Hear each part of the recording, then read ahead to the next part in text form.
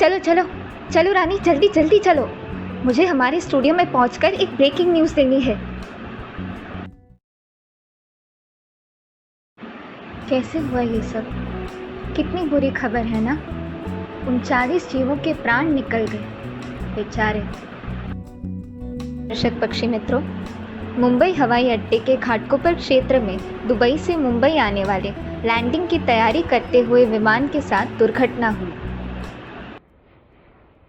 रात्रि के 8:30 दरमियान आकाश में उड़ रहे फ्लेमिंगो पक्षी का बड़ा सा झुंड इस जमीन पर उतरते विमान के रास्ते में आ गया और तेजी से टकरा गया। दर्शकों, यह कोई साधारण घटना नहीं है। 39 पक्षियों के प्राण पखेरु उड़ गए, किंतु इस विमान के उपकरणों की खराबी से सभी प्रवासी वर्ग को भी खतरा हो सकता था, क्योंकि कोई पक्षी जब विमान से टकराता है तो विमान की गति के कारण इस पक्षी का वजन कई गुना बढ़ जाता है, विमान के इंजन में घुस सकता है। पक्षी और प्रवासी दोनों की जीवन बहुमूल्य है। तुम कल्पना कर सकते हो कि आकाश से खून से लथपथ पक्षी के अचानक गिरने से नागरिकों में कैसी भगदड़ मची होगी।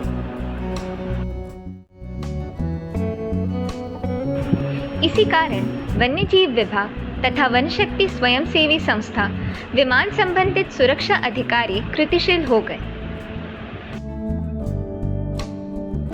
पक्षी मित्रों, बर्ड पॉइंट मैगजीन चैनल के एपिसोड 31-32 में पक्षी के स्थलांतर दरमियान आने वाले जोखिमों की जानकारी दी थी। आज यह उदाहरण सामने है। पिछला एपिसोड जरूर देखें।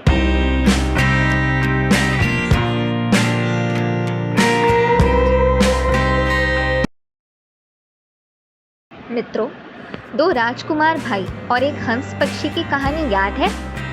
छोटे सिद्धार्थ बगीचे में टहल रहे थे। देखा कि एक श्वेत हंस तीर के जख्मों से लहूलुहान होकर सामने गिर पड़ा है।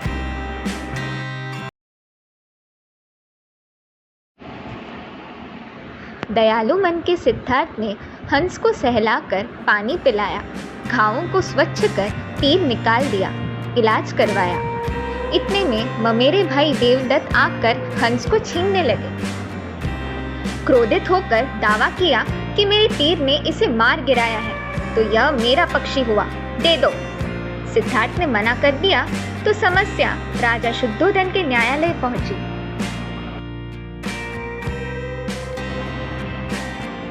राजा ने सुनवाई की, बोले, इसका निर्णय स्वयं हंस पक्षी करेगा।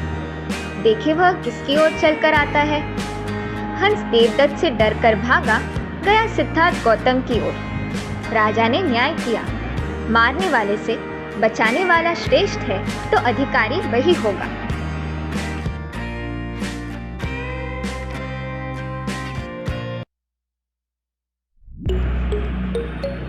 मित्रों, महाकारुणी विश्व गुरु सिद्धार्थ गौतम बुद्ध का जन्मोत्सव 23 मई वैशाख पूर्णिमा को है, तो शांति दूत, दार्शनिक महामानव दया सागर को वंदन करते हुए आगे चलते हैं।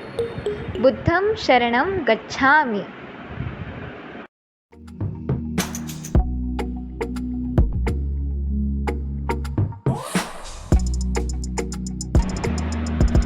अब तो मानोगे कि पक्षी भी समाज का महत्वपूर्ण अंग है। खबरों में पक्षी अर्थात बर्ड्स इन न्यूज़ की अगली खबर में है राष्ट्रीय पक्षी सातारा महाराष्ट्र से बड़ी रंगतदार। आश्चर्य और आनंद हुआ जब एक मोर सवेरे 7 बजे किले के क्षेत्र में टहलने वाले नागरिकों से घुल मिल गया और स्वयं ही अपने शानदार पंख खोलकर नृत्य करने का सिलसिला कायम किया। पक्षी प्रेमी समझते हैं कि मोर नर पक्षी है और मार्च अप्रैल मई का समय प्रजनन काल है। यह मोर नृत्य मादा मोरनी को आकर्षित करने की क्रीड़ा है। बर्ड पॉइंट का मोर एपिसोड नंबर 7 अवश्य देखें। अरे वो देखो, किसी लोकप्रिय व्यक्ति को देखते ही हम बोल पड़ते हैं। पक्षी मित्र फोटोग्राफर भी आनंदित होते हैं जब अचानक मेहमान पक्षी देखते हैं। यह है जायंट स्ट्राइक पक्षी, जिसका नियमित अधिवास है देश चीन। समाचार अनुसार इसे भारत में प्रथम देखा गया अरुणाचल प्रदेश, मार्च में। अभिनंदन।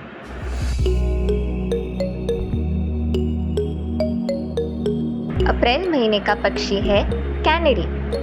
यही है हल्दी जैसे रंग में सुनहरी चमक लिए पिंजरे में भी फुदकने वाला कैनरी पक्षी। उल्लास, शक्ति से भरपूर, कोई भी काम आसानी से निपट दे। हालांकि छोटे आकार तथा सुरीली आवाज के कारण पिंजरे में पाला जाता रहा है, किंतु चतुरता से आसपास मनोरंजन, हंसी बिखेरते हैं।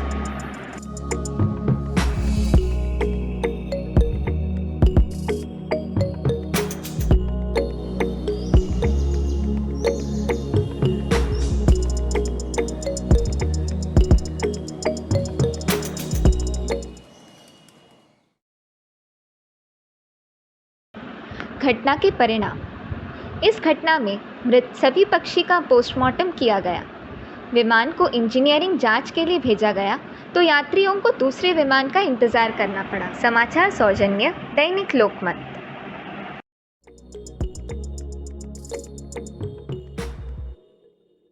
यह बूचर बर्ड मृत शिकार को कांटे पर टांग देता है, जैसे कसाई की दुकान हो, और उसे आराम से खाता है।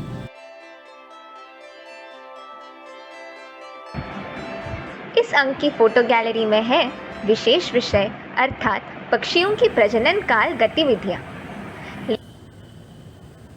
इस पक्षी महाशय की कोशिश है कि ये लंबी लकड़ी को लेकर जाली के बाहर निकल जाएं। क्या जा पाएंगे?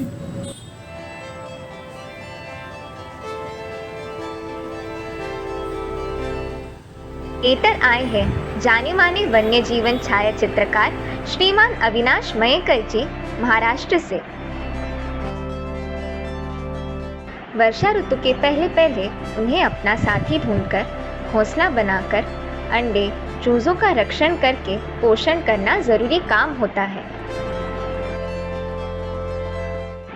दर्शक मित्रों, भारतीय पक्षी के लिए मार्च, अप्रैल, मई, जून यह कालावधि प्रजनन के कारण जीवन चक्र का आवश्यक हिस्सा होता है। इन गतिविधियों को विस्तार से जानेंगे अगले अंकों में। आपने पिछले एपिसोड की सराहना की, सब्सक्राइब, सपोर्ट किया, यहाँ तक यह वीडियो देखा, आप सभी का धन्यवाद। हमारे नियमित मनोरंजक स्तंभ और रोचक ज्ञानवर्धक जानकारी के साथ मिलेंगे जल्दी ही। तब तक इस गर्म ग्रीष्म ऋतु में अपना और पक्षियों का ध्यान अवश्य रखें।